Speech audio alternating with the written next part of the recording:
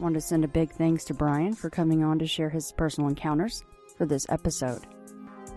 If you have an encounter story you'd like to share, please contact me through the website, intothefrayradio.com, or feel free to email me at shannon@intothefrayradio.com.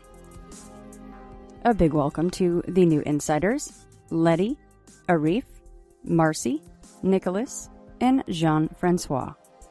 If you would like to help support Into the Fray and get extra content every month, go to intothefrayradio.com and sign up for Insider. It's only $4.99 a month or $54 for an entire year. You can find me on Facebook, Twitter, and Instagram, and find the show at iTF Radio. I was recently a guest on the Caravan of Lore podcast with my friends Vance and Jennifer.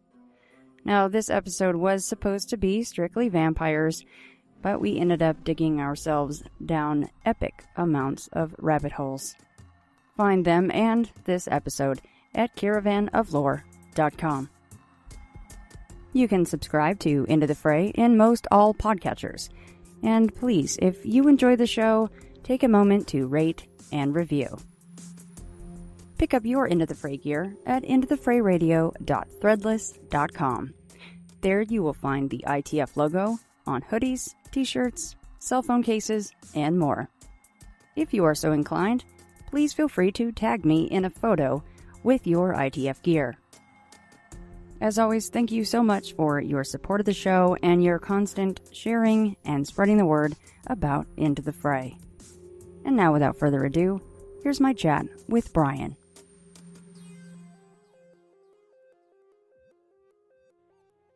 Maybe they fired a few people, that weren't doing their job. Now we just need Apple to do the same thing. Yeah. Well, first of all, again, thank you for doing this. And also, we've spoken before, but I just wanted to say thank you for supporting the show. You're one of my insiders, so thank you so much for that. Well, it's my pleasure. You're just really something special, Shannon. And, got to get behind the special ones. We just do. Well, thank you. You're one of the gifts to the world. And I don't know, I just kind of feel like in a way you're like a human anthropologist. You just have this wonderful way of excavating, things that are very meaningful, and you do it in such a compassionate way. And granted, we're sharing strange and unusual experiences that we just wouldn't talk to anybody about, really, because who's going to believe it? But you have this wonderful, compassionate, kind way of making people feel comfortable, and I don't know. It's like coming home every time I hear you, whoever you're talking to. It's just such a wow. It's just great. I love it. I love hearing you. It's beautiful, and I love what people share as a result of what you bring them. So thank you. That's a wonderful compliment. Thank you so much. That's exactly what I'm going for the show. Is I do want people that even if they've never told another soul, somehow they feel like they can tell me, and I love that. I love that about doing this show. Well, it's because you care, and that comes across, and I think that and it's a safe place. You make people feel safe, and that's huge. Well, thank you so much. That was very nice of you to say all that. The check will be in the mail. I'm just kidding. Okay. Yeah. I have your address. I'll send it next week. Yeah. So I'm doing this exactly the way that I like to do things. And that is I'm going in completely blind. I don't even know what subject we're going to be talking about tonight because it's your own personal story and you haven't shared it with me at all. So I'm very much looking forward to hearing what sort of encounter or encounters you have. Well, let's see. I've been kind of mulling it over for several weeks, actually, because I felt like I would always end up sharing with you. And so, these things that just have been coming back to me on a regular basis. And so I've been trying to create a timeline in my mind of how I would share them. But probably my first memory of something strange and scary was I was in a crib, and it was in the first house I can remember us living in, and I couldn't have been. I don't know if I was even 2 years old. I couldn't have been much more than 1 year old. Because I remember looking through the bars of the crib, and I remember whenever that I felt safe with my mom, I felt safe in the house. I remember her putting me in the crib, and she would leave the door open. And as soon as and I felt fine. And as soon as she walked out of the room, I saw a shadow come out of the closet. And it came out of the closet, and it covered the doorway where the light would come in, and almost completely blot out the light. So the door was open, and the hallway had light in it, but this shadow would come and it would block out the light in the doorway. Mm. And then it would come over to the crib and growl. So it would be like this deep growling, and to a little teeny tiny baby, that's horrifying. So I was horrified and doing what babies do. And so mom would come rushing back in, and then she'd bring me into their bed, and dad said, no, you can't sleep in our bed. So go back to the crib where the horrifying monster was. Right. Yeah. And so that's really all I remember is just a couple of times of that experience. That's pretty much all I can say about that as kind of a first frame of reference. Then let's see, we lived. Oh, and while I was in that house too, I remember, this is really weird. I remember looking out the window from my crib in the middle of the night, and it was like the moonlight was shining down, and there was a peach tree in the yard. You know, how can a little baby remember this stuff? I don't know. But there was a peach tree in the yard. I remember my mom telling me that it was a peach tree. And I looked out, and there was a donkey by the peach tree. Now, it could have been a regular donkey. I just thought it was a donkey. But my mom said, there's no donkey in the yard. Mm. And then the landlady said, no, we don't have any donkey. And I thought later, looking back on it, maybe it was a spirit of a donkey. And I've always felt like that's probably what it was. Yeah, I mean, looking back, you're like, oh, that was so random, but I know that I saw that because you have a very vivid memory of it, right? Yeah. And let's see, then probably fast forward to when I was in third grade, we moved to a house that was all brick, and it was on an acre lot that was irrigated. And it was this beautiful, beautiful property. And it was originally built as a duplex. So each side had the same design. And what they did was they tore out the middle walls, mm-hmm. and made it one big residence for us. And so my bedroom was the kitchen on one side, and my sister got a regular bedroom, she got more like the living room area on one side, and my parents had the bedroom. So we were all our bedrooms were all on one side. But it was really freaking cool because I had my kitchen that I lived in, and it was all the old metal cabinets. Yeah. And I had a gas stove, so I could do experiments.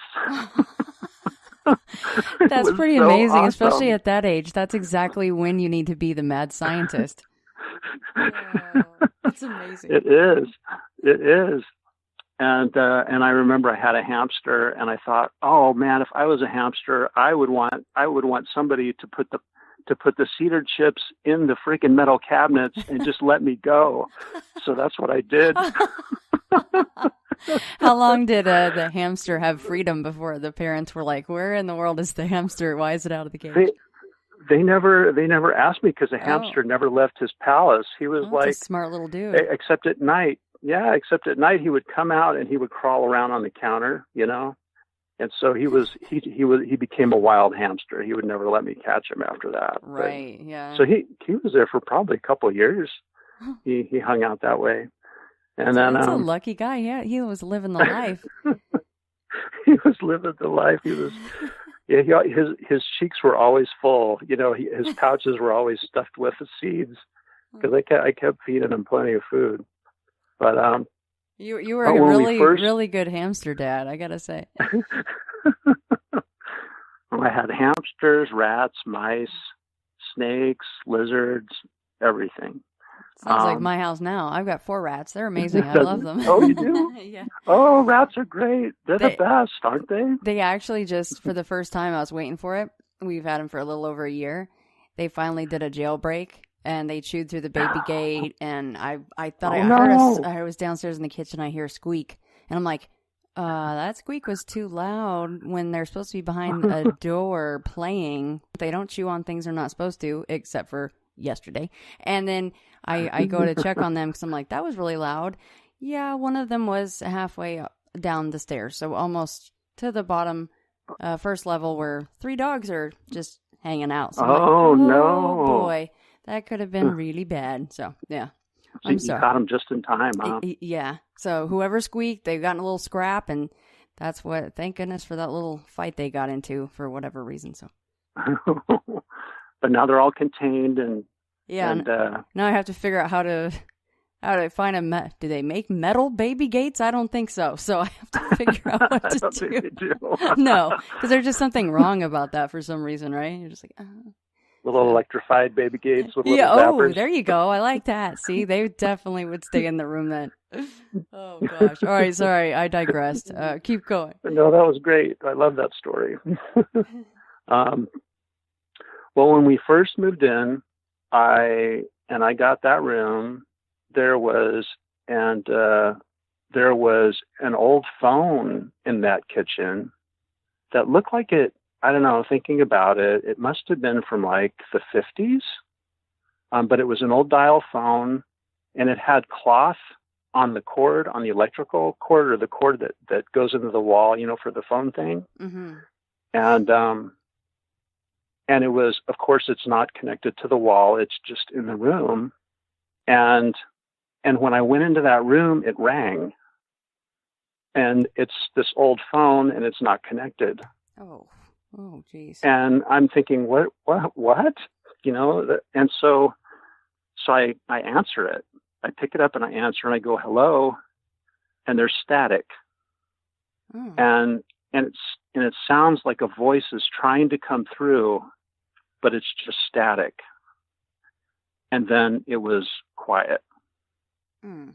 And so then I put the phone, and I was like, I'm going to put this phone somewhere else.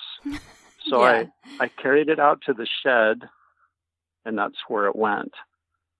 And we ended up having a lot of strange experiences in that house. I remember waking up in the middle of the night, and I heard noise coming from the other end of the house. So I walked to the other kitchen, which was the kitchen that we used as a kitchen, mm-hmm. And the door was closed, and the light was on in the kitchen, and it sounded like there was a party in there. And there's all these people talking, and dishes, plates clanking, glasses clanking, conversations going on. It sounded like there must have been like 10 people in there. I opened the door, and it was dark. The light was off. It was quiet. And that was the only time that ever happened, was just the one time. That's weird. That house was the only time I ever sleptwalked. Mm. I remember waking up in the middle of the night on the other, what we would call a den, I guess. It was on the opposite end of the house on a cot. And the cot was beneath the window, and the window was open, and the full moon was shining in my face. And so the actual shade was up, and the window itself was lifted. So it was the outside air was coming in. So I must have done that in my sleep. Mm. That was weird and freaky. How many times I would you don't, sleepwalk? not much I don't, maybe I did all the time and just didn't remember going back to my bed after I walked around That's all true. over. I don't Yeah. know. But that was the one time that I really remember. My sister told me that her bed would move around. So she would lie on her bed and she said her bed would float around the room and then it would land. And I remember having really horrible dreams in that house. I remember the doorknobs shaking some nights, where you'd wake up in the middle of the night and all the doorknobs are shaking. The interior doorknobs, the exterior doorknobs, all the doorknobs are everywhere. All of them. All of them. Wow. Yeah. So that house was, and that was the time, that's what really got me interested in the paranormal, and because it was happening, all around me. So you know how they used to have the Doubleday Book Club, and you could order all these books for really cheap. And so I ordered all these books on ghosts and supernatural and witches and all that kind of a thing. And it made my parents really worried about me, but they knew they were having strange things happen too in the house. So that my mom never really wanted to talk about. So you don't really know the story that they have, but you just know that they were experiencing some things. I don't know the story, and I remember my mom saying that there were some things happening and it really disturbed her, but she just would pray about it, Mm-hmm.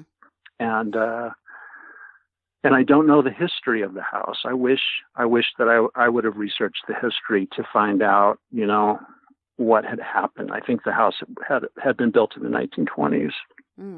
And it began as a duplex, right? So there was always it was originally built as a duplex. Yeah. Mm-hmm.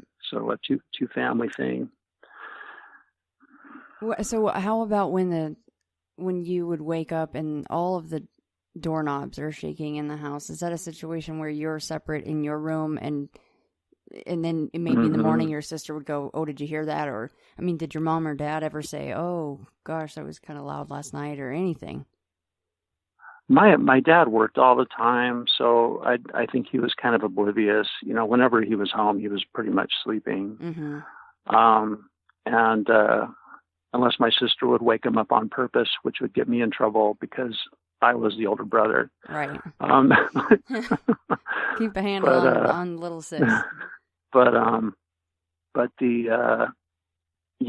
Beth and I would talk about it because she would hear it, and of course it would scare the crap out of me, and I always felt like something was trying to look at me, while I was sleeping. I always felt like something was there in the room with me that I couldn't see, but I always felt like if I opened my eyes in the middle of the night, I would see it looking at me, So I would. That's where I started sleeping with the blankets over my head, and I did that for a long time after that. I don't anymore, but I did for a long time after that.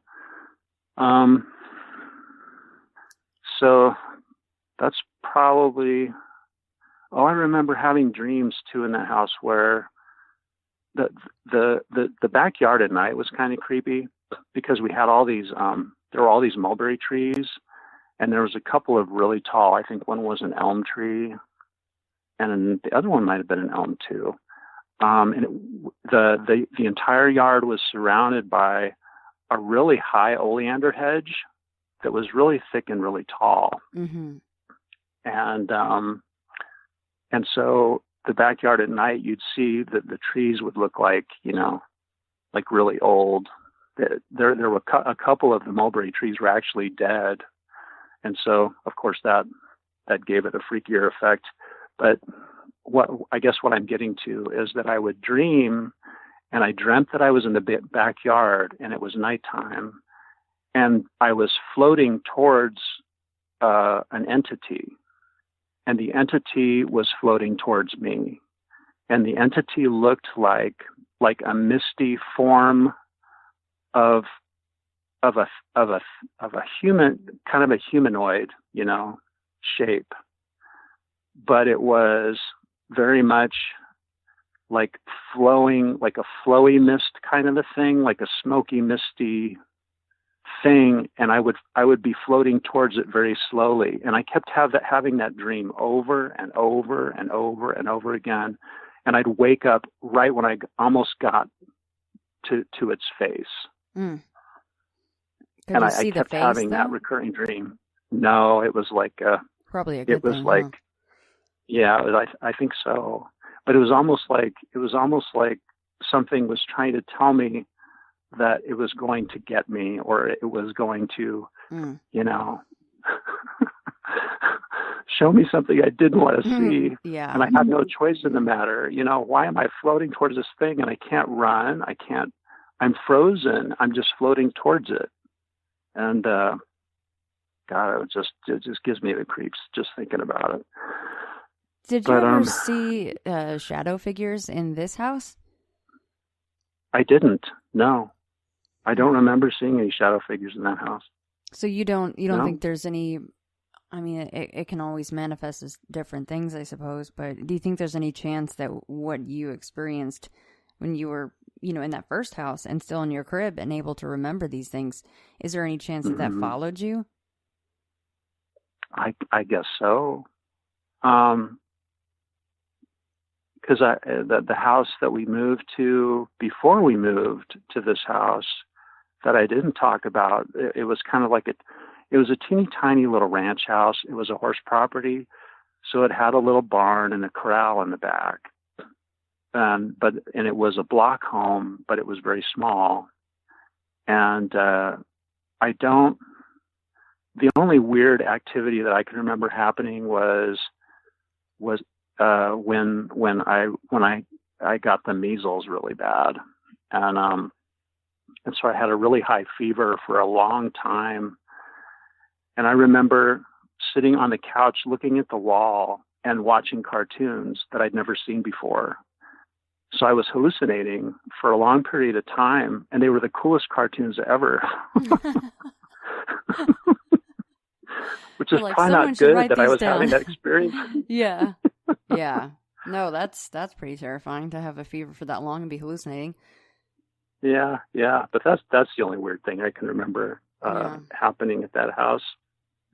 And that house was really cool because I could walk across the street through the desert to get to school, and there were horny toads and snakes and desert tortoises and all that stuff out there at the time. And now you have to really go far out, to find any of that. None of that stuff is within city limits. Yeah. But back then, that was a long time ago, though. Good Lord, that was about 50 years ago. So, anyway, that's that one. I'm trying to keep it interesting. Let's see. No, it is interesting. I'm just trying. I like to soak it in, and then I'll have like a barrage of questions probably. So yeah. Let's see. So then after that one house, so we were at that house for a while. We were at the brick house, the old duplex, from the time I was in third grade, the middle of third grade, to senior year in high school. So that was a good long while. And then, and I'm sorry, I'll stop you right there really quick, Brian. I'm sorry. Sure. So, I mean, that's a good long while to be at one place. So all of that stuff was still going on even when you were still in high school? No.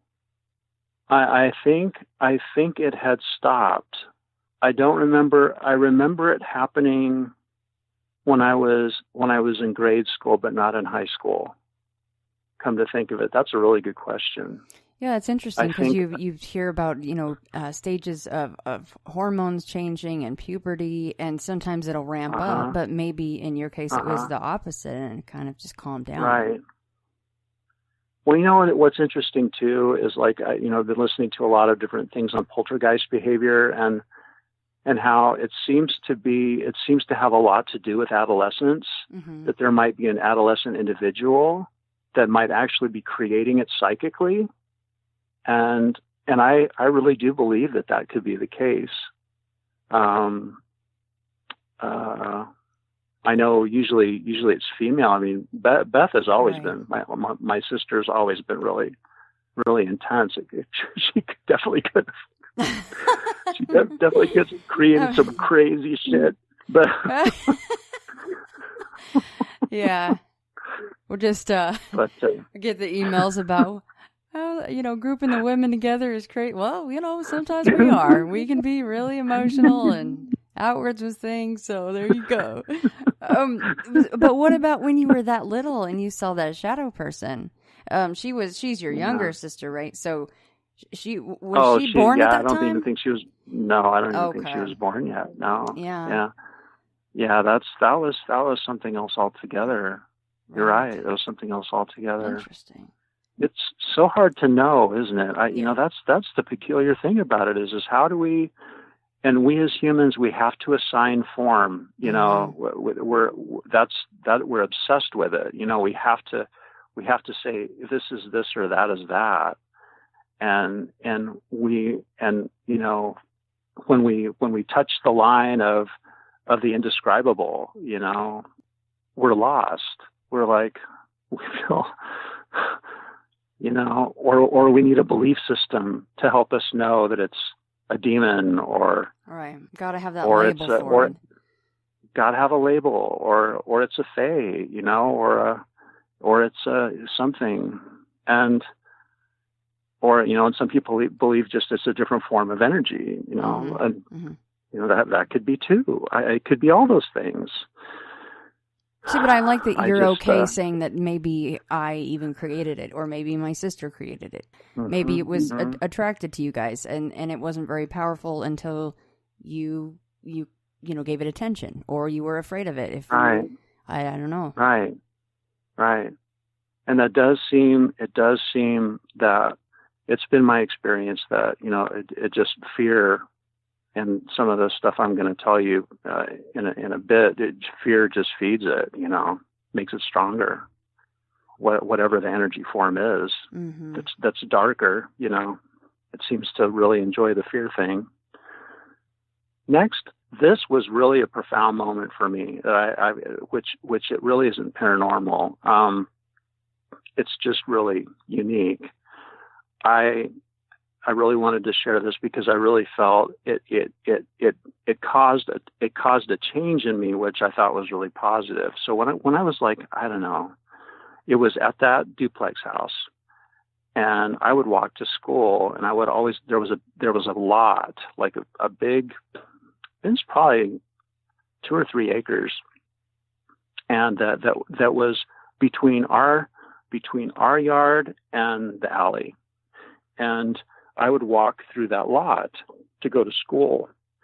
And there was this dog, these neighbors down the street, right across from the lot, had a big German Shepherd.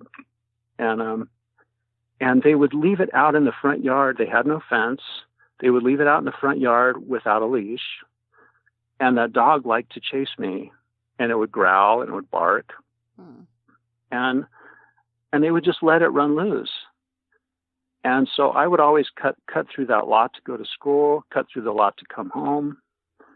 And I don't know why, but one day I had a really bad day at school. I had to stay after school. I almost got into a fight, blah, blah, blah. So I was in a really bad mood. And I remember walking down the alley, and I remember going, I'm just going to walk right in front of that dog, and I don't care if it eats me. It's definitely in a screw it moment, right? I was like, yep. I'm done. I'm just done. I'm done running, Yeah. And so sure enough, that dog was out there, and he was ready to party, man. This tall, skinny kid, and I'm just gonna break him in half. And so he starts chasing me, and I just broke, and I just started crying. I started running. I was upset, and he was right on my heels, just snarling, nipping at my heels. And the weirdest thing happened, Shannon. Something inside of me just snapped, and I whirled around to face the dog, and this huge roar came out of me. This huge roar, and I held up my hands like claws, and I went, whoa! And that dog freaked, and it flipped over and yelped and ran all the way home, and it never bothered me again. Oh, and it remembered after that. It never bothered you again? It never bothered me again. It's like, don't mess with that kid, man. Oh, my God. He's a little crazy. I love that story, though. He's off his meds. Yeah. Like, man, what's this kid's problem? God, I'm just having a little fun. And that was so weird for me, because it was almost like my truest, highest self forced a takeover. Yeah. And it cut right through the fear. And I just thought that was the weirdest thing and the most beautiful thing. That part of who I was, and that part that I believe is in everyone, that part could actually take over and cut right through the bullshit, And even though the fear was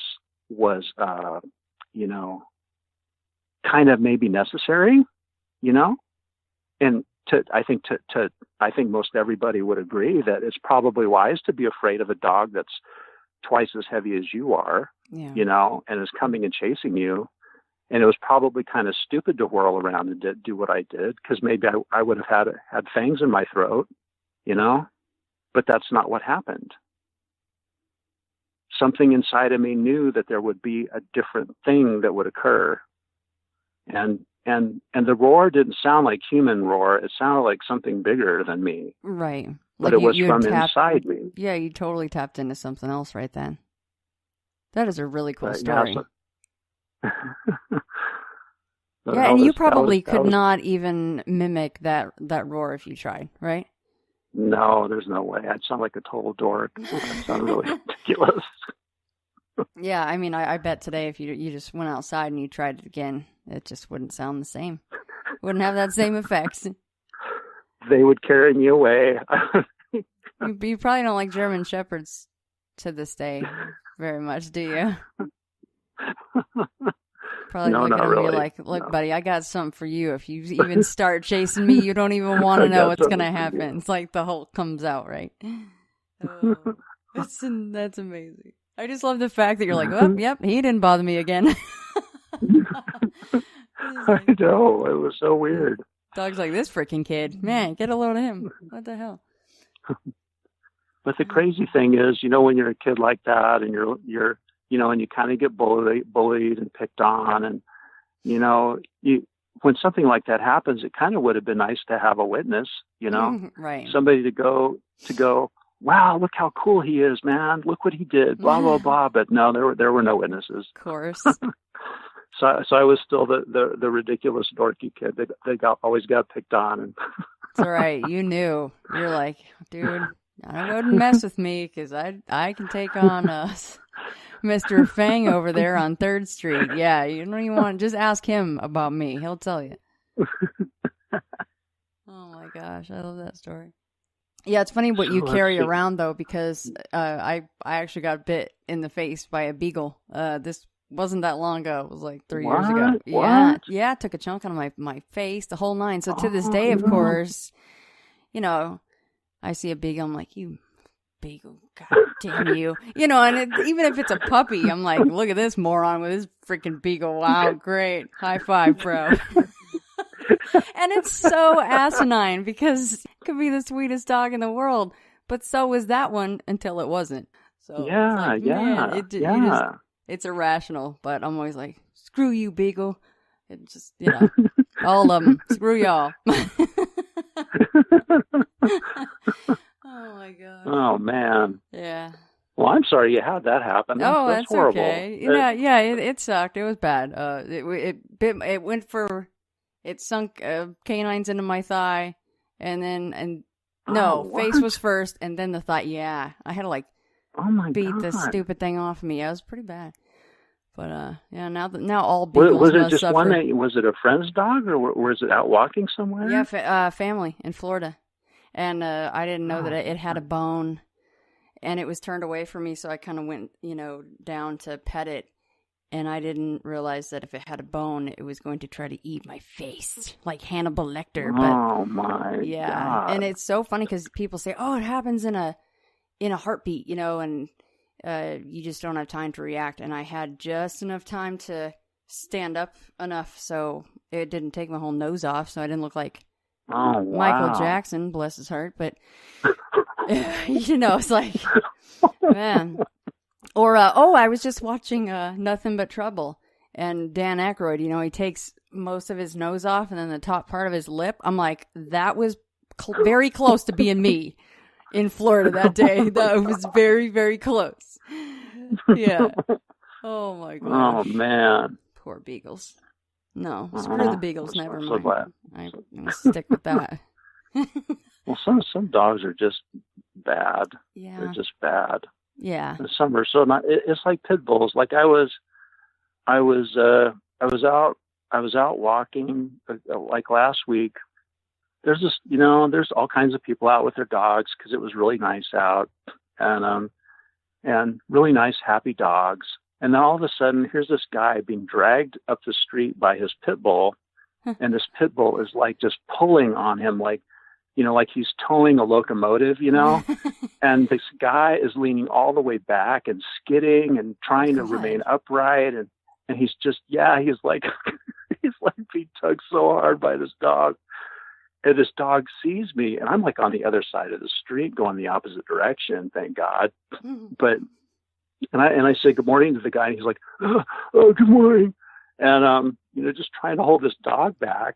And as I'm walking away, all of a sudden I hear, and it sounds like it's running in my direction, And I look back and I think he was chasing the dogs that were ahead of him. Poor guy. But, oh my gosh. I mean, what if that dog turns? I mean, that guy has no chance of controlling that dog. He's got no chance because and the guy was pretty small, he just wasn't. Yeah. He didn't have it. You're like, oh no, he didn't have a chance. Manhandle his beast. It's you're like, actually, it was a Chihuahua. Sorry. He's getting drugged down the street. That would be hilarious. Oh, God. Yeah, you just never know, man. And I'm sure the dog was so the dog was chasing dogs in front of him, or it was really excited to go to the dog park and be with other dogs, I guess. I think he was hungry. Right? He's like, look at all those morsels. Hungry for a white, fluffy little morsel bite up ahead that's popping around. Like, oh, look at that little pom-pom in that little Pomeranian's hair. That's going to be in my gullet soon. All right. Poor guy. He had glasses and his hair was like flying back. Oh, man. He's trying so hard, too. You think he got the dog to impress chicks, but then what really happens is he looks like a jackass, and then they go on one walk on the first date, and the chick's like, for reals, dude? Really? And the dog eats her dogs. So it's all over. There's just a big bloodbath. Oh, yeah. He's like, again, Brutus. He named it something like Brutus or Thor or something, right? Brutus? Yeah. Thor, goddammit. I like this one.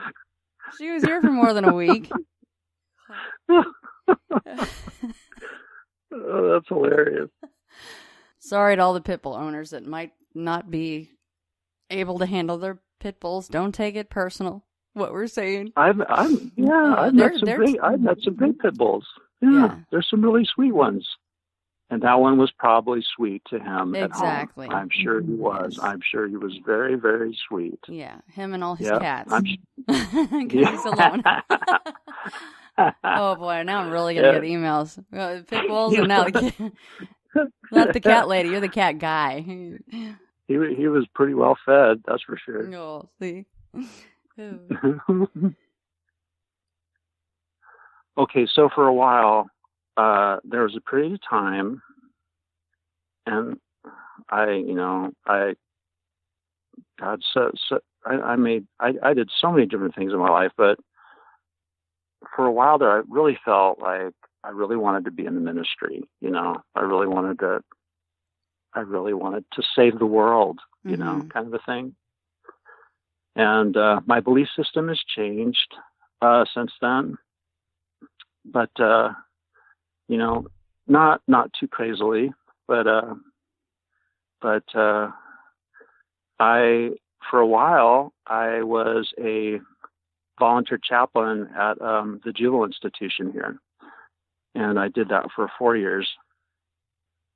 And it seemed as though when you're on, it's like taking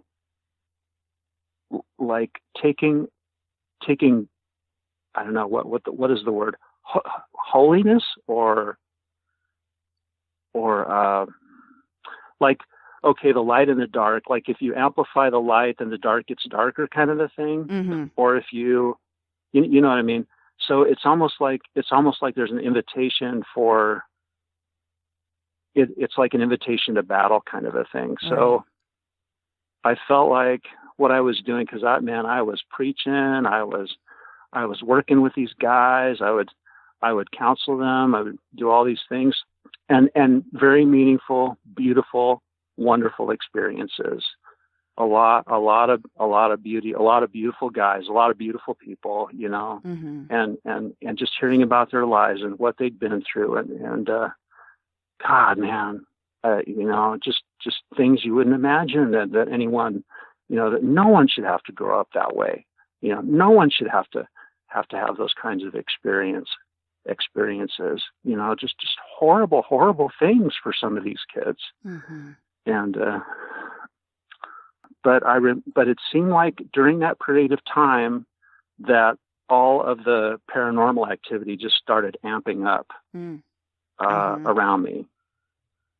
And one time I was downtown and I was doing street ministry, and we would talk to the homeless, and we try to help get people food, and sometimes I'd bring people home with me, get them cleaned up and that kind of a thing, with the wife and the young babies, at home already. Mm-hmm. In our trailer. wasn't enough space, and you're just sort of in this in almost a what's the word, almost like kind of like a blind innocence, if you will, or a naivety, mm-hmm. where you're just not prepared to deal with people that have lived in the street, that have developed a way of living, have developed a way of survival, and it sometimes can be very ruthless, and believing completely that your compassion and your love and your belief system is going to set them free. Mm-hmm. You know what I mean? Yeah. And anyway, I feel like I'm kind of going off on a that's okay. On a thing. I do that all day. It's okay. But so one time I was out on the street with a buddy of mine, and he was a bodybuilder. Like he was really buff, really really big guy, and he would go down with me, and we'd talk to people about Jesus, and one night we were out there, and it was past curfew. It was about 1 a.m. and there was a kid on the street, and he looked to be about 12 years old. And so we talked to him a little bit. We said, hey, you know what? It's past curfew. Would you let us just walk you to your house? We want to make sure you're safe. It was in a bad part of town. And he said, all right. But he was kind of like he really didn't want to do that for some reason. He was really hesitant. But he went ahead anyway. Mm-hmm. And so, later on, I realized that he was waiting for somebody. He was supposed to wait for somebody. And sure enough, these guys show up, and they look to be really strung out on something.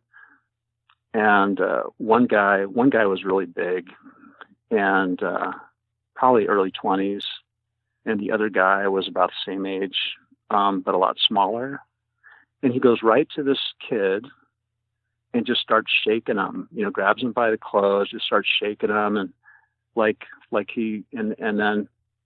and then the kid goes, "Chris, stop. I don't have anything. I don't have anything." And so obviously there was either something to do with drugs or money or an exchange or something, And so I said, "You guys need to go. You need to leave this kid alone." And so I was in the middle of something. I had no idea what it was, but I just knew I didn't want to see this little kid get beat up by these goons. And so the one guy that was shaking the kid wasn't listening to me. So I grabbed him by his coat, by the back of his coat, his collar, and I pulled him off the kid. And I said, "You need to go now, and don't you touch that kid again, or you're going to have to deal with me." And he looked at me and he goes right back to the kid again. And so I grabbed him again and I pulled him off of him and I threw him on the ground and I said, "You're out of here, man. Don't make me hit you, And so he gets up and the guy, the big guy, was standing behind a wall, like a low wall, and he was standing on a parking lot. His hands were below the wall. And he motioned for me to come over there, and I just shook my head at him. And while I was looking at him, that kid went over and he started attacking the kid again. And I pulled him off, and I threw him over by the big guy. Whoops! I just swung my hand into my blinds. It's good to be animated. And what is Rod, the bodybuilder guy, doing this whole time? He's sitting on the wall over there, and he's got his head bowed, and he's praying. I'm like, Rod, what the hell, man? Okay, Rod, I'm really appreciative that you're praying right now, but can you help me? Yeah. I need your muscles. Yeah, at least your intimidation. If you don't, you just stand there, for Christ's sake. Oh my gosh. Well, so Rod stays over there. He's still doing what he's doing. Oh my gosh. Deep in meditative prayer. He's trying to manifest another buff guy to come and help you. He's trying to. That's it. And you know what he did? Well, you know what, he kind of did come. So this is what happened. So finally, the guy got back with the big guy. The big guy, when he pulled away from the wall, he had a baseball bat in his hand. Okay. So I presume that's why he wanted me to come over there so he could whack me with it. But they pulled away. They started walking away across the parking lot. They gave up. They just stopped, and they started walking away. And I was kind of relieved. And this was the weirdest thing. It was kind of like the same. It was kind of like the German Shepherd thing, where something inside me made me follow those guys. Mm. And I started following them, and I yelled at them. I said, "Hey," I said, "Jesus loves you." And the big guy turned back and he looked at me and he said, "Back off." I said, "No." I said, "Jesus loves you." And they kept, and they walked some more, and he turned and he looked at me again. He said, "I told you to back off." I said, "No." And I kept walking towards them. I said, "Jesus loves you."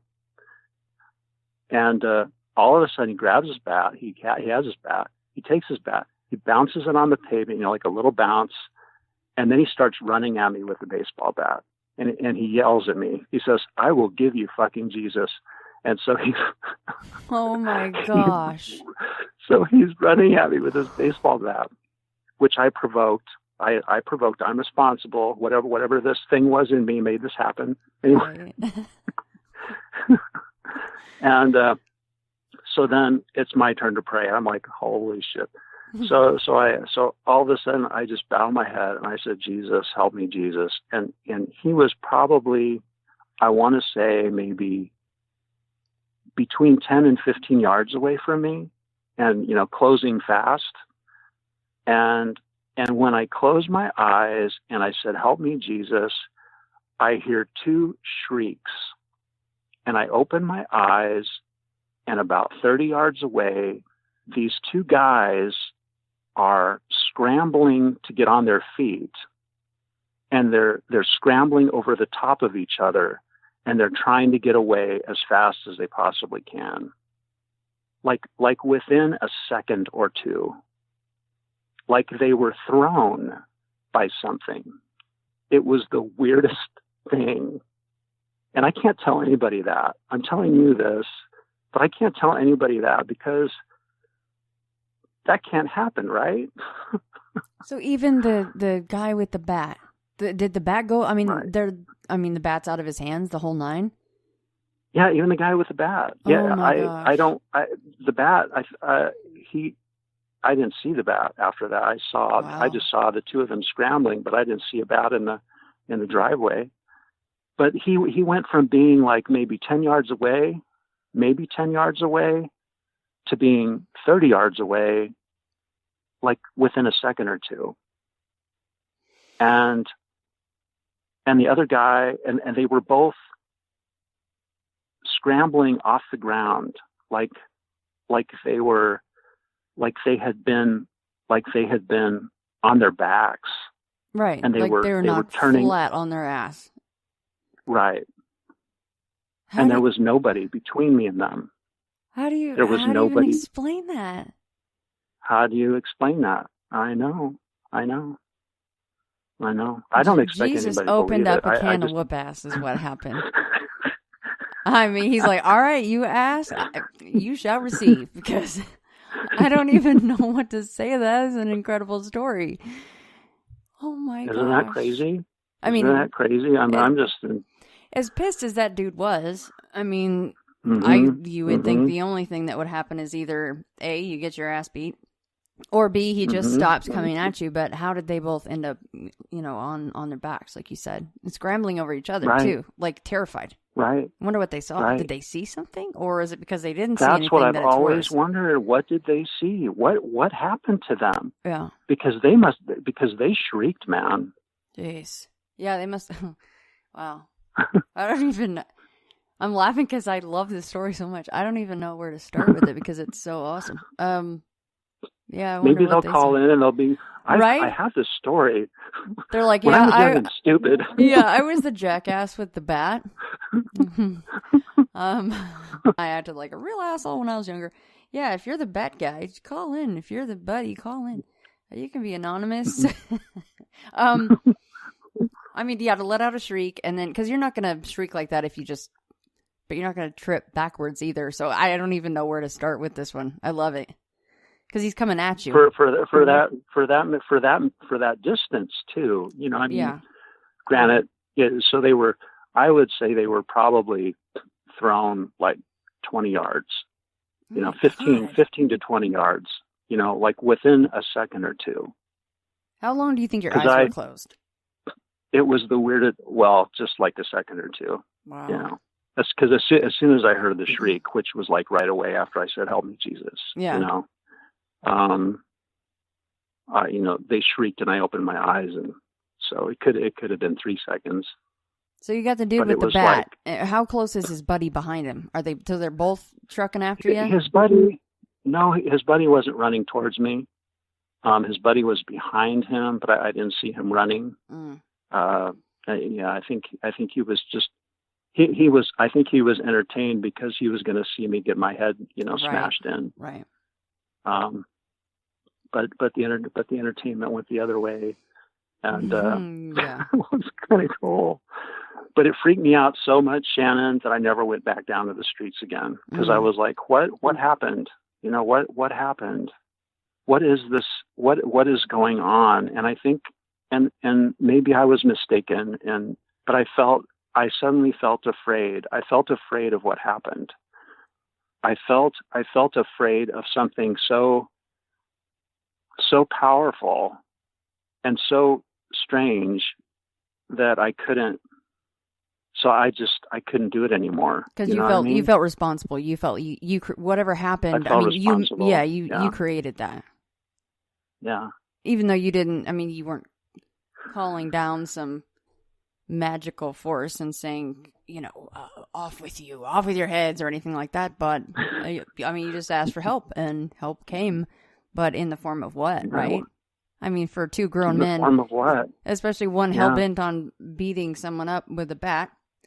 Right. These are usually the tough guys, right? And right. They seem to crumble there pretty quick and let out girlish screams. I wonder what they saw. That's the big question.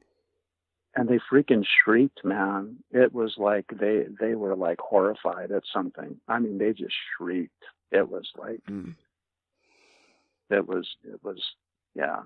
was crazy. Jesus floats down with like the devil mask. He's like, boop. And then, of course the mask comes off. He's like, it's just me. It's just, I hope I'm not being disrespectful, but I'm just trying to me, I'm always making light and trying to be funny at the same time, but I'm taking this really seriously, I swear. I love that. That's hilarious. Because you hear these stories of, there's like you were mentioning the light and the dark, right? And there's always the balance, and the light complements the dark just as much as the dark complements the light. So, right. I mean, you wouldn't be able to scare away two or at least one grown man hell bent on beating ass, and then his a-hole friend behind him that's cheering him on with light and love, right? Like, right. I don't. So if they're shrieking at something and running away and end up falling on their ass to get away from that, really interesting. I wonder what they saw. I've always wondered that. I'm like, oh my God, what was it? Brian's got powers. I got to stay on your good side. You'll always be on my good side. Like, don't be the German Shepherd, Shannon. Don't be the German Shepherd. Stay on his good side. No snarling. That's right. No snarling and nipping my heels. Yeah, that's right. Oh, no bats. That'll bring back bad memories for Brian. Don't show him a bat, people. Wow, that's really a cool story, Brian. I don't know that I've ever really heard one like that. That's really unique. I never have either. Yeah. I never have either. Because you listen to a lot of podcasts and stuff, right? And you've read books, and you're just like me. I mean, I've been into this stuff for a long time, and I've never come across anything like that. So if anybody else has, please let us know. You can stay anonymous if you want to, and I can pass it on to Brian, because I'm sure that he would love to hear a story, anything close to what he experienced, right? So let's throw that line out there, guys. Well, isn't it too? It's like you have these experiences which are really extraordinary, but they really isolate you too, because you feel like they turn you into some kind of freakish, a freak of nature or whatever that, and I totally get that. I mean, I am kind of a freak of nature. I just don't get it. I don't get the. No, what? How is it to? Huh? Oh no, I'm sorry. Go ahead. No, you go ahead. Yeah, question. No. I just. What about your friend? What about your bodybuilder friend? Did he see anything? No, he didn't see anything. He was still praying. He was still bowed in prayer. Yeah. And so when I turned around and went back, he's still there. I think I might have even heard a snore. No, I'm kidding. Right. He's snoring, Steve, like mine. So, I mean, now that was a huge deal. You said it changed your life at that point, and something you had been doing for years and loved doing, you stopped after that. Yeah, I didn't do the street ministry anymore. I continued going, to the juvenile institution. At that time too, I was the outreach pastor at a church, and so that went on for a little while. But I've always had issues with the business side of things. You know, I feel like Mm-hmm. I've kind of like always been about. I felt like there's a whole lot that's been bastardized and sort of misused and manipulated, and I kind of feel like now that pretty much all religion is evil. I mean, so many millions of people have died in the name of Mm-hmm. Jesus, in the name, you know, murdered and tortured, and horrible, horrible acts that evil people have done using, you know, religion as the scapegoat, you know, so that they could do horrible things, and convincing people that it's okay, or forcing them to, you know, to comply with what their intentions are. I just don't get it. It makes me so sad. So I just don't participate, you know, in anything anymore. I feel like it always gets polluted. It always ends up being about one guy's ego. Listen to me. I'm behind the pulpit. Blah blah blah blah blah. And give me your money. By the way, you know, I need money. Well, I don't see Jesus in that. I don't see Jesus in Donald Trump. I don't care how many times he says he prays. He's not praying to God, or my God anyway. Anyway. Yeah, he's tweeting to his God. That's for sure. He loves to tweet, man. God, he's tweeting. Yes. Never seen a guy on Twitter so much, and he's our president. I'm like, oh my God. It's horrible. I can't believe how horrible. What is this? Totally. Oh, I can't believe I talked about him. No, we can't talk about that orange. You said the 4-letter word. Yeah, it was Trump. It's horrible. He's the other 4-letter word. Yeah. He shall not be named. We shall not name that thing. But okay, so let's see. Then we had. I ended up at a different church. You know, many things happened. Good Lord, so much life. But I ended up being a children's church pastor at a different church, and it was really interesting. There were a few families that lived on the same street, and they all took vacations, like within a couple of months of each other. And these 3 families asked me and Sharon and the kids to house sit for them, because we were sort of in transition, and they knew that we didn't really have a permanent place yet. And so we said, of course, that would be great, you know. So we ended up staying in, and each house, like one we were there for 2 weeks, the other we were there for 3 weeks, the other one we were there for 2 weeks. So it was kind of like a nice little vacation kind of a thing, right? And well, one house that we were in just felt off, and stale. You know, the air was stale, not like bad fridge food, you know, or something in the wall. Yeah. It was you know dead carcass or anything. It was something was off. You know, and one night we'd gone to sleep, and I woke up, and I felt like something was strangling me, and Sharon was wheezing, and the kids were crying in the other room. Oh, geez! All at the same time, and I spoke out. I said, "Get off me." And it stopped, and you know, gagged it. I guess I gagged. Get off me, you know. And it got off me. I went immediately, you know, and I prayed for Sharon. She was okay. Got off her. I went to check on the kids. They were awake. They were upset. They said they had really bad dreams. I said, okay, it's all going to be okay. It's going to be okay. And I said, we all need to pray together. And then I went back to the room, to the other bedroom where Sharon and I were staying. And I looked up Shannon, and in the dark corner of the room, there was a big, murky, gray tentacle that was slurping up into the vent. Oh, God. and it was like 8 or 9 feet long, because it was hanging out of the vent, and it was on the floor, and it just slurped up into the vent. Mm. And Sharon saw it too. She saw it. I saw it. And I got so mad. I was so angry that this thing would bother my family. And I shouted at it, and I yelled, and I started walking through the house. I walked towards it, and I could feel where it was. It was the weirdest thing. It was like that other part of me took over again. Mm-hmm. And I could feel where it was, and I chased it out of the house, and it never came back, and everything was peaceful.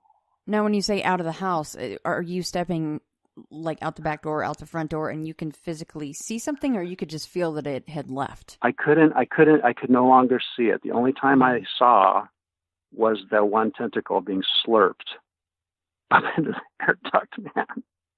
Oh, I will never forget that. So what about the family that lived there? I mean, did you end up talking to them and going, what's... No, but there was an issue where we were over for dinner one night, and they were very nice people. His daughter, I don't want to really say too much, but he all of a sudden went into a rage over nothing, just like snapped. Mm-hmm. And I knew then that there was something going on. You know what I mean? Right. It was very unnatural. It wasn't like a normal, because he didn't drink, he wasn't, and he seemed like a very, very nice guy. And all of a sudden he just snapped and went into a rage, like somebody, spilled a glass of water or something. Wow. And I was like, oh, okay, something's going on. But that sort of clued me into something. We never talked to them about it. I don't think we ever talked to them about it. Mm. But we did pray that it would never come back, and that the family would be free, of that thing, that they would never be bothered again. Yeah, I wonder if that's something he created with all that, that intense negative energy and yeah. I wonder. It's amazing what we're capable of, Yeah. It's just so strange because we hear so many different descriptions of what these things might be, and we're assuming a lot of these things are tied in, of course, which it just is what it is, maybe, or it might be something completely different. But for it to be, from what you could tell, you only saw part of it. What did the rest look like? Mm-hmm. But that one tentacle was 8 or 9 feet. Look, yeah, I mean, that's, oh my gosh, that one's creepy. And yeah, why a tentacle? I mean, was it a giant octopus? Right. You're like, what is this? 20,000 Leagues Under the Sea? What the hell?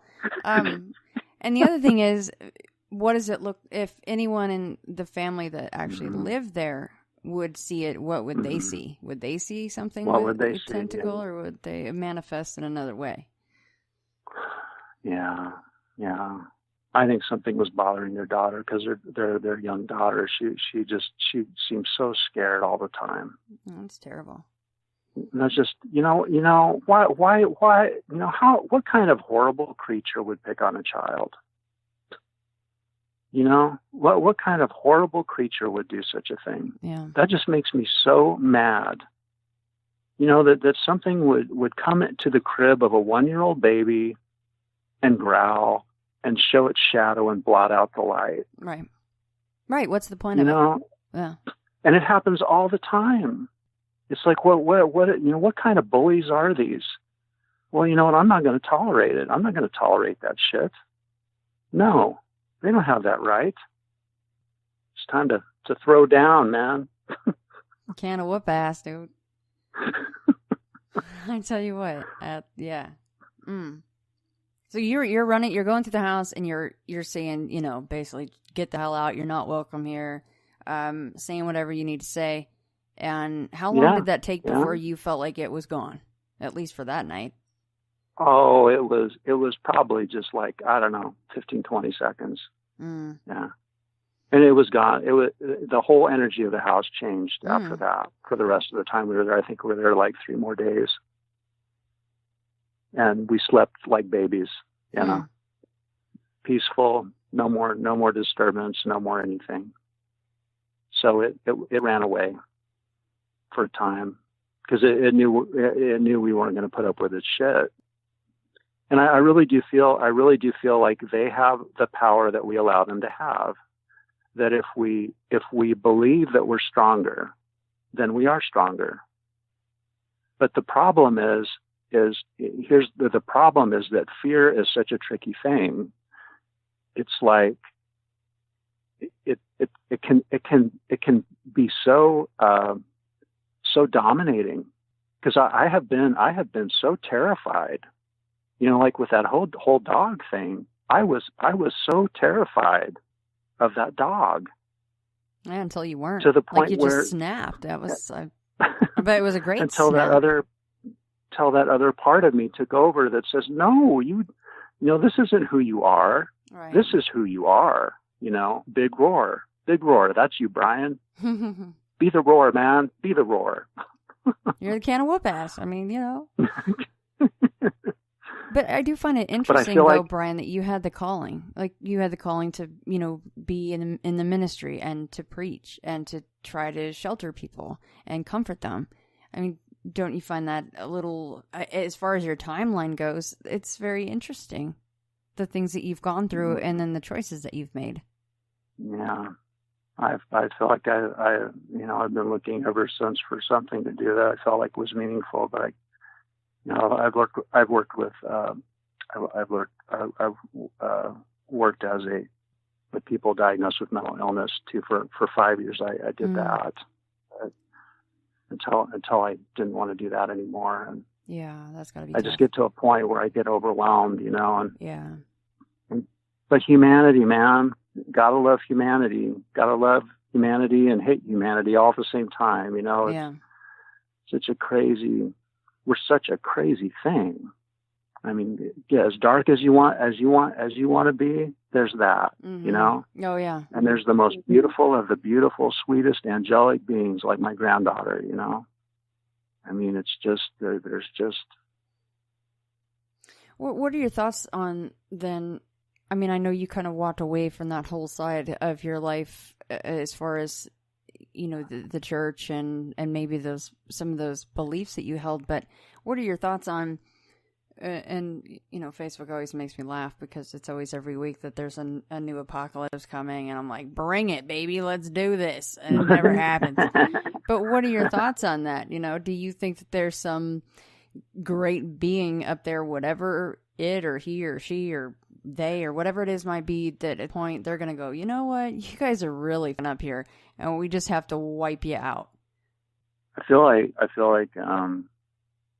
I don't know. I feel like I really do feel like there's just energies. I feel like maybe I want to believe that the essence, the truest essence of humanity is love. That's what I want to believe, you know. I want to believe that.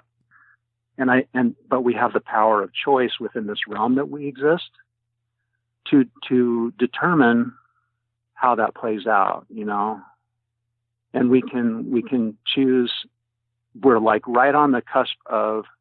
It's like we're right at the, you know, four corners, you know, of the states. It's like we're at the four corners of what do you call it? Dimensions. We're like standing, right. Like we're at the four corners of of however many dimensions, and we have the power to access all of them. And they can access us. And as far as the God thing goes, I don't believe I don't think there's a gender. I feel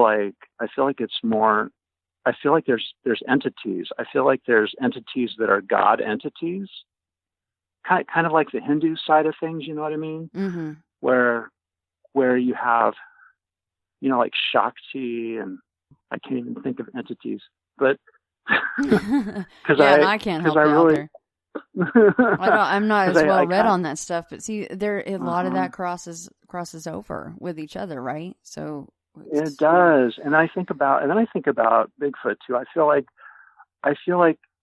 Bigfoot is like godlike, but also takes like a physical form. But I feel like they're interdimensional travelers. I really feel like they can vanish. I feel like they can access another world and step into it, and then step back here. And that's why we can't, that's why we can't find them. That's why we can't, just go where they are. They make themselves seen when they choose to be seen.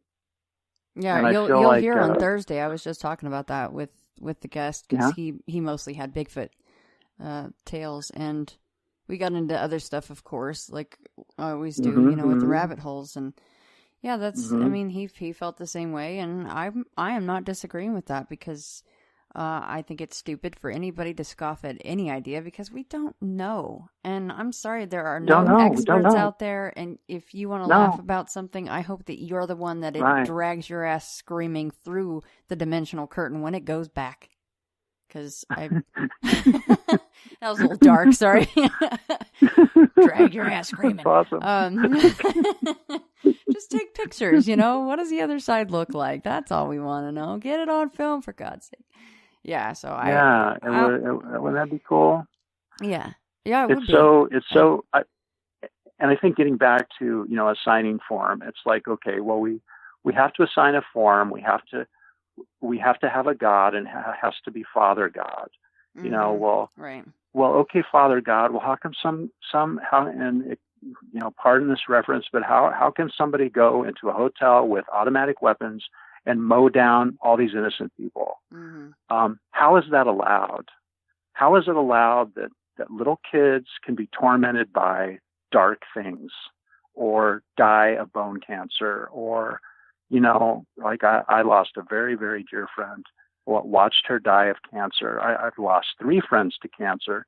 And I'm like, how, I'm sorry, but there's a disconnect there. You know what I mean? It's like, it's just, I don't feel like there's a way to box in an entity and say that there is this God who is over everything and is this loving, kind, merciful being. Well, but he's not loving, kind, and merciful to everybody. Yeah.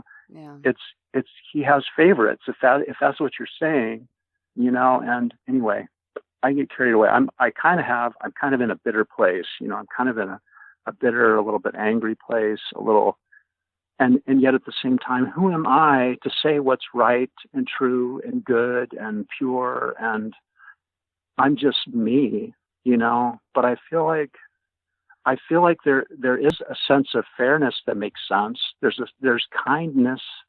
That's what makes sense to me. There's compassion. There's helping one another. There's nurturing one another. There's, I feel like society, in the way that it's been created to, I don't know, sort of rob us of some of the things that we came to this earth with, that are so essential to what it means to really live, It does seem like a lot of it takes away our potential, our choices, and the potential to be even better people. Yeah. Forgive me for preaching. Anyway, that's okay. Hey, nobody sounds more negative than me when I've mentioned that on a number of shows. That I'm like, apocalypse, let's go. I don't wipe us all out. Shit, we probably deserve it. Ride the wave of the nuke. Yeah, I'm like, what is it? Meteor, flood, locust. That would suck. I'm sorry, locust would really suck. I mean, famine. I wouldn't like that because I like to eat. Yeah. I think a flood would be good. Yeah, you're right. You're like, well, you have a lot to eat. You're like, oh God. Yeah. So don't apologize. Stay out of my nose. So what other sorts of experiences have you had? Not that if there's no more, I'll be like, God, Brian, it was terrible. That tentacle thing, that's in the big old bag of nope. I know, man. I don't want to experience that again. Well, I have had. Oh, well, that's part. Well, while I'm thinking about, it, I'll just share this. But in the room that I'm in right now, I'm staying with my parents are having some health issues, so I need to kind of watch over them. So in the room, in this room, probably night. Well, I haven't been here that long. I lived out. It makes me sound like I'm. Anyway, No, so you're good. You're helping so your when parents out. So when I got separated from the kid's mom, I moved back here and stayed in the. So this was like in like '98, and I started having these really bad dreams here. I just really and I'd wake up and I'd feel like something was in the room, and the room was like blacker than black. It was like darker than dark, and it felt like there was like a tangible darkness, like it was, and I remember that, and something would be sniffing me. So I'd be in the bed, and a big, like a giant dog, like a big giant nose was sniffing me up and down my body. And it's going up and down my body. And I'm just laying there paralyzed. I'm just like, wow, this thing is sniffing me. And then until, and I'm still like half awake, half asleep kind of a thing, until I tell it to go. And I come to my senses, and I tell it to go, and I get up and I open the door and I go out and come back in, and then I don't even think about it. It's like, it's almost like I would immediately forget that it happened. Defense mechanism. Yeah. That way you could get some sleep. Right. Do you think you're saying that out loud? You're telling it to go out loud, or I mean, are you still kind of half awake, half asleep, and you're not sure if you're saying it out loud? I think, I'm not sure if I'm saying it out loud. I think maybe I'm not. And then, so this happened a number of times. It happened a few times over a couple of years. And then it would go away in my mind. It would be like, it was almost like a subliminal thing. And then when I moved to Seattle, and my sister came to visit me, and she said, "Hey, Brian, that room in Mom and Dad's house, did you ever wake up in the middle of the night and something was sniffing you up and down your body?" Oh my goodness. I was like, "Oh my God, really? It happened to you?" And she said, "Yeah, it did. It did." And I would wake up and I would pray and I'd tell it to go, and it would go. And I was like, "Oh my God, I'd forgotten that happened." But she reminded me, And then I had mentioned that to my mom later, and she said, "Oh, well, we had to call someone out to the house because there were all kinds of weird things happening." Oh. And she never did tell me what they were, but I guess they had to call somebody out to bless the house. Oh. And they found the source, and where it was hanging out is around the furnace, and they were able to deal with it, and it was gone, and never had that issue since.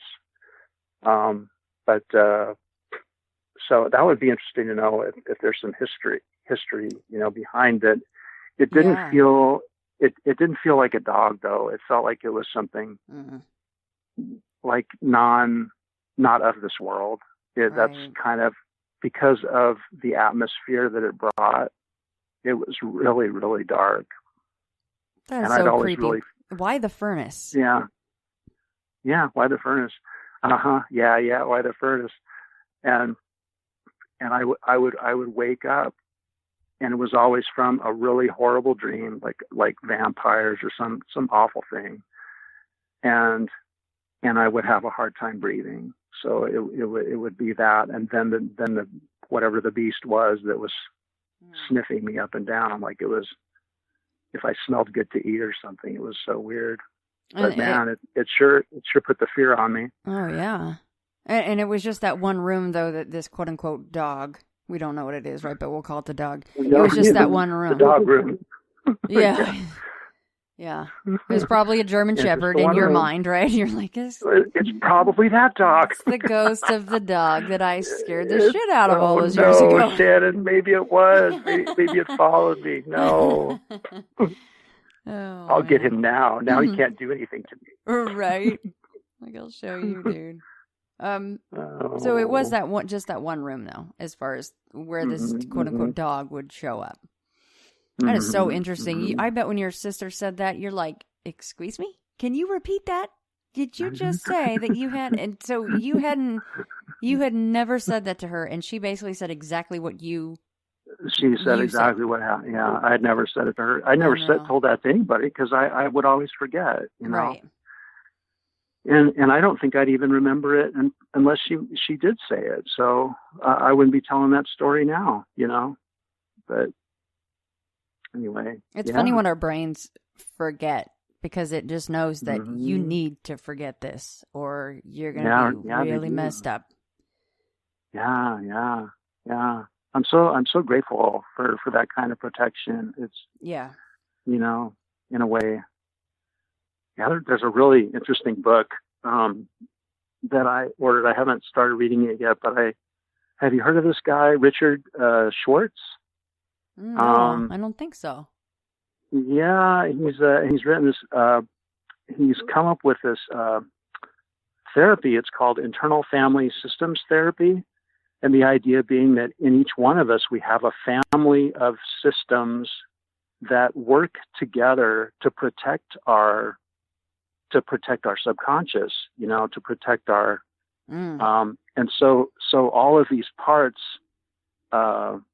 will, you know, they can create harmful behaviors because they're overworking, but there's this whole other family of anyway, it's so good. I wouldn't be able to even begin to describe it, but it's That's really cool. Really interesting. Just ways to your brain protects you and compartmentalizes things or turns things off. That's fascinating. I think we don't know even a quarter of what goes on in our gray matter.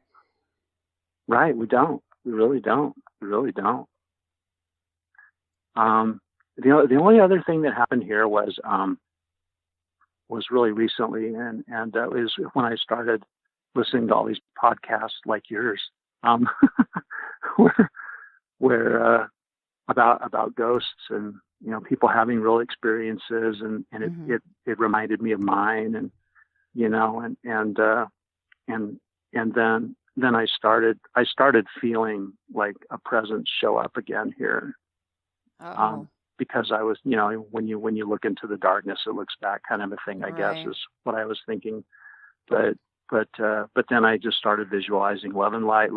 That's what I am. That's all I see, you know, through the house. And then that feeling went away, you know, now it's just peaceful and feels good and warm. And see, so if you didn't do that, I mean, I wonder then how it would manifest, right? That always fascinates me, is sometimes people have what you would consider as, you know, a quote-unquote haunted house, but some people have completely different experiences in the same house, and you're thinking, is there really 6 different entities in this one house, or is it one thing that just chooses to mess with everybody by showing up in, excuse me, in different forms?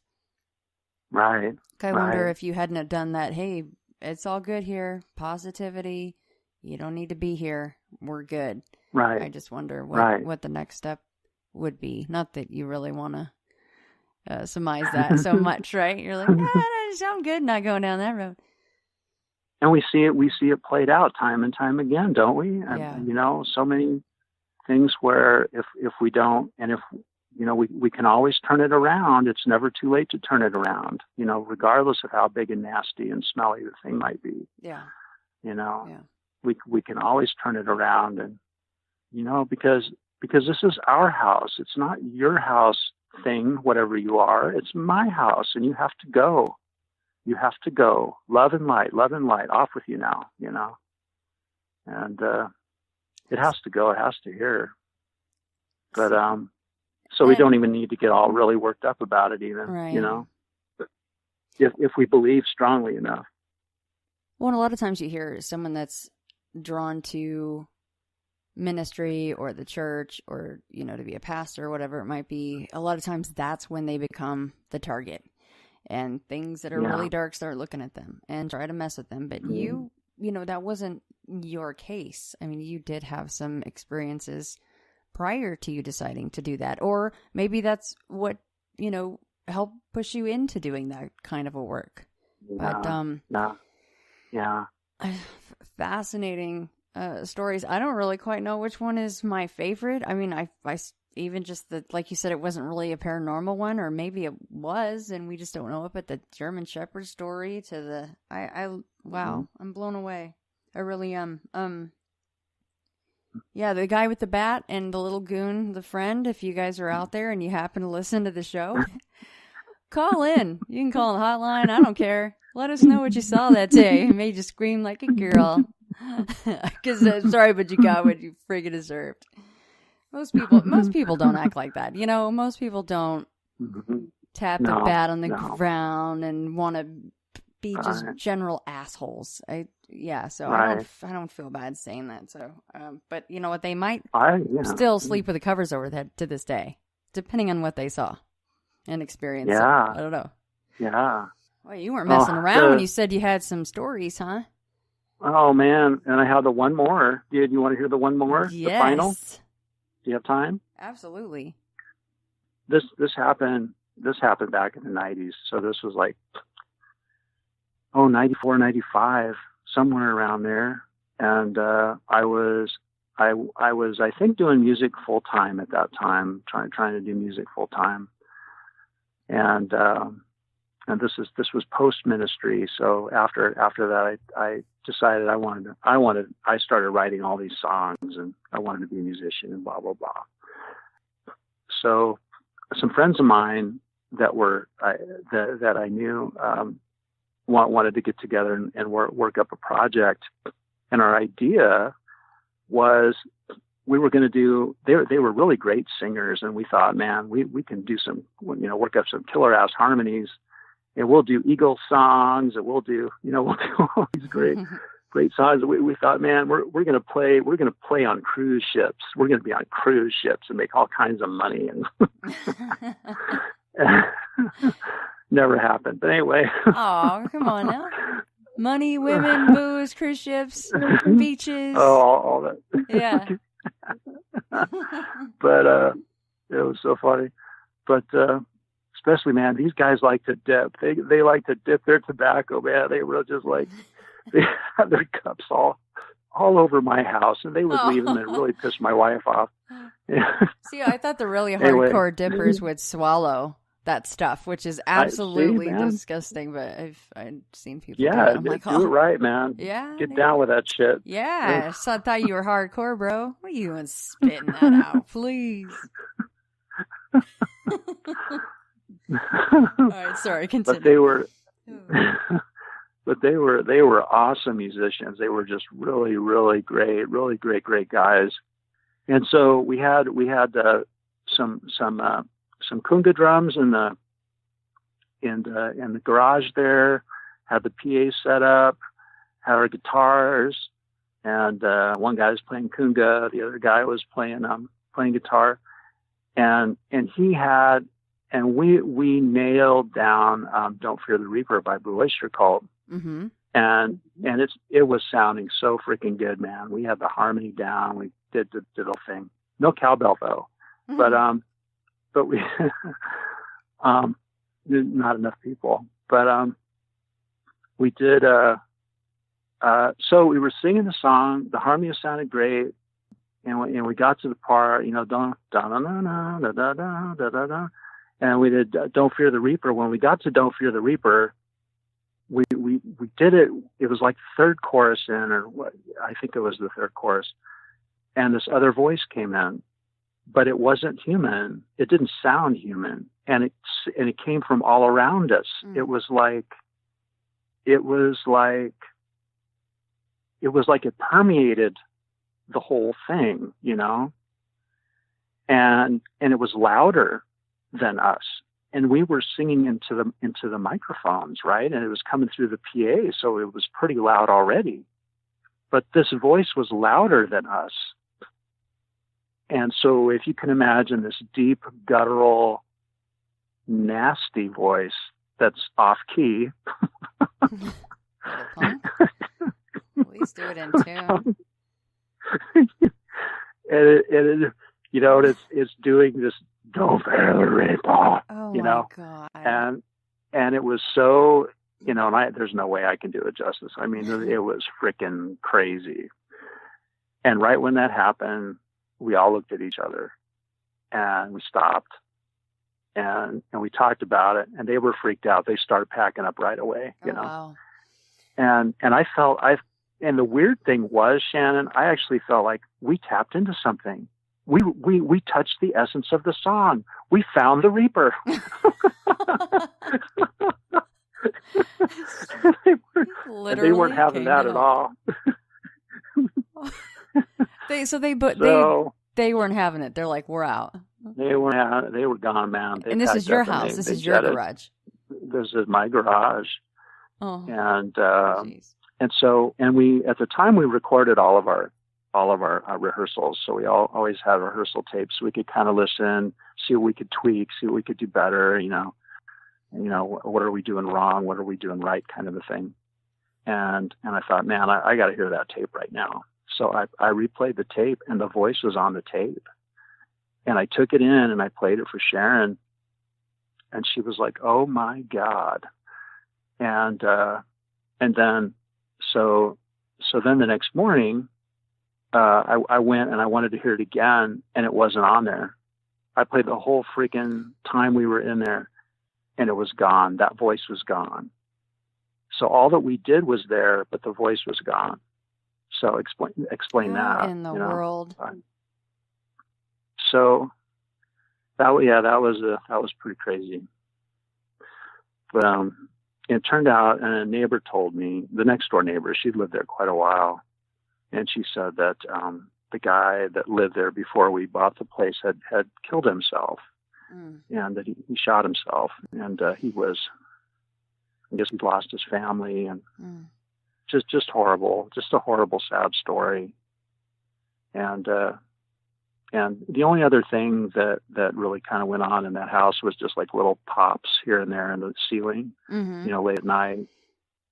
We'd hear things like that, and they were loud pops. But I just always felt like it was just the house settling kind of a thing, which that's probably what it was. That kind of made sense. And it was always just in that one corner, the front corner of the house there. Did the group ever come back and practice at some point? No, that was it. Wow. That was the end. Jeez. That must have been pretty terrifying then. Thanks a lot, freaking Reaper. Right? You're like, dude, I appreciate that you appreciate us, but yeah, killjoy over here. So then I thought, maybe did we do the song so well that it was like a conjuring, Did it call it, did it call, that's what I always wondered, was the song like a spell, like singing a spell kind of a thing. Because songs are like mantras. I mean, you sing them over and over again. And, there's all kinds of magic that can happen. I mean, we're creating magic all the time, with our thoughts and what we say, Yeah, maybe you guys being in that because you said it was a really extra good set that night. You guys were kicking ass, and you guys are all so focused, right? So maybe, like you said, you were all perfect little receivers for something that obviously enjoys proper music. So right on. Yeah. But do you feel like it was the man that shot himself, or it was something completely different that never had a human form? I didn't feel like it was him. I feel like maybe it was the thing that might have influenced him. Mm-hmm. I know that I felt really, I reached some despair in that house. I felt a lot of heaviness and despair. I wrote a lot of really dark songs there. Mm. Yeah. Wow. Yeah. A lot of really, really sad stuff. Heavy poetry, man. It was good shit, but just sad, kind of, that kind of thing. So did you, considering your history with this kind of stuff, so at some point did you go, all right, light and love, get the hell out, time for the darkness to leave. Did you ever get to that point, or it never really got to the red zone there? No, yeah, I've never kind of, I had kind of really had a departure from the church at that point. It was just kind of disillusioned and a little bit, kind of shifting around with the whole belief system and scenario, and feeling kind of just lost. Oh, that's right. You said this was basically right, like post ministry, like right after you were done with. Oh, okay, I got you. Yeah. Right. So your last thought would be to utter the things that you had prior to that. Yeah. Just I couldn't do it with any authenticity, Right. Just because I didn't believe it anymore. I didn't feel that way, even though I had seen, that it works, that works, but I believed it so strongly, and then I wonder too, is it if we believe something strongly enough that we can make it so? I don't know. I'm still, I shouldn't be philosophizing or theologizing on here, because I should just put that out there. I'm still searching, so I don't want to mess with anybody's belief system, because if it's working for you, then by all means, you're living as you want to live, and that's beautiful, and that's as it should be. And if it's bringing love to the world, then that's great. That's great. I've got nothing to say against that. I only wish good things in that direction, for sure. See, it must be my fault then. Myself. I'm pretty sure, because when I go into the woods, I really freaking want to see Bigfoot, and I never have. I mean, hey, he's giving me that whistle that one time. That was awesome. Thank you to the hairy gods, whatever they are, ripping dimensional curtains or whatever. I don't know, but one of these days, damn it, maybe I can see the Yucca Man, which, oh my gosh. Wouldn't that be great? That'd be so cool. If they're dimensional, he sure as shit is in my desert backyard right back here, because I can see Potosi and I got all these hills and the desert, and hey, then Yucca Man doesn't sound so ridiculous, because he's like looking at his map and he's like, wait, that curtain is supposed to go to Washington State. How the hell am I in Vegas right now? What is going on? Do I look like I have the build for the desert? Nope. Just like those poor MFers in Florida, dude.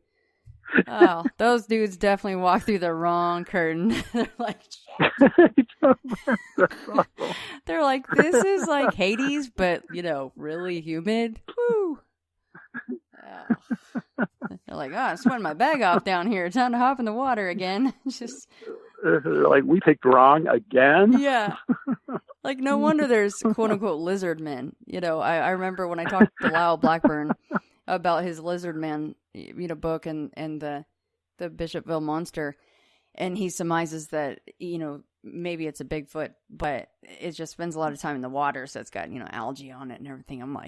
I'm just shocked there's not more quote unquote lizard men in Florida, because I'd be living in the water. Oh my God, I know. Yeah, Gators or not, I'll snap some jaws to be in the water, because holy smokes, bugs and mosquitoes and oh man. Yeah, you and I live in the desert Southwest, but I tell you what, and it gets hot, but not like that Florida heat.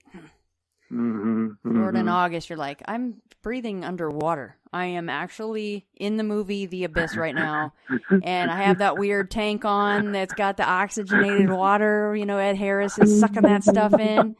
That's what it feels like. It's unreal. Oh, God, sorry, I digressed again. Okay. That's awesome. Well, I love it. Man, I thank you so much for sharing that stuff with me, Brian. You had mentioned a little bit about that Don't Fear the Reaper. I do remember that one, but the other ones I didn't know it was coming, and that, wow, loved them. Oh, thanks, Shannon. Well, thanks for giving me a safe place to do it, and I don't expect anybody to believe it. They're just my stories, and I believe that's what I experienced, and I did. I really did. I mean, it really happened. But anyway, Yeah. Crazy. But I hope it inspires other people to come forward, because Shannon, you're the best. And, it would just be, I don't know. I feel like the veil is thinning, Mm-hmm. I feel it just seems like, something's coming, and I don't, I think we need to get on better terms with whatever is on the other side, so that we can, figure some shit out, maybe work together somehow. I don't know. Well, all I know is if I see a creepy tentacle thing or a shadow figure hunched in the corner of the room, because that's on the no list. I think they're real assholes for showing up in bedrooms, like you when you were a kid. That's right. But if I see one of those, I'll give you a ring. I'm going to put you on speakerphone, because I know all you have to say is, you better get the out, and they'll leave. So now, see, got your number, so I'm going to keep it on speed dial. I got you. I got your back, Thank Shannon. you. Yeah. Yeah, I will. That's right. It really is messed up when I do that. I just, like you were saying, how they pick on the kids, and it's so messed up. It's really wrong. But it does make me wonder, and I know that you don't have this, information, and but I wonder what your parents went through. So that's an interesting side of it. That's a whole nother,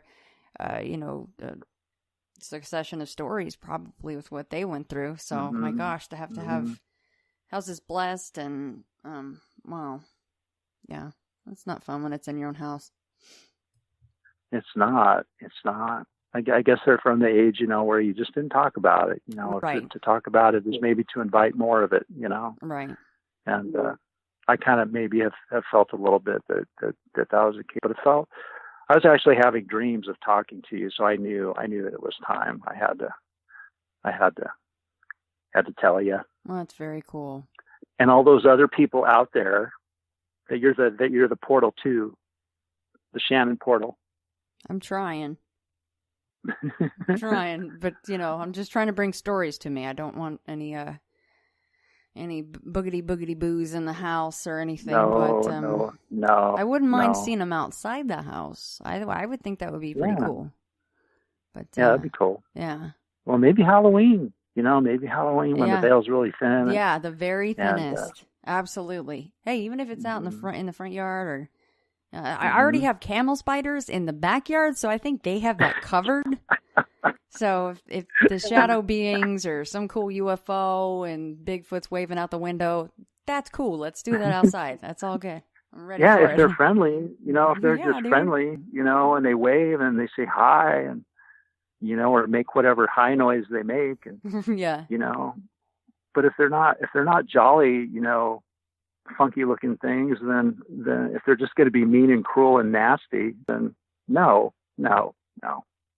I mean, you never hear. I really like the story you said about the Bigfoot swimming. I really want to see a Bigfoot swim. I just think that'd be the coolest thing, because it couldn't get you that way, right? I don't know.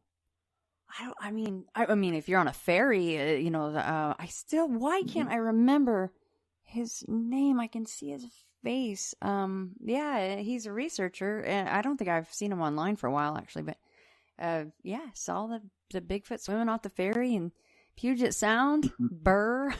Poor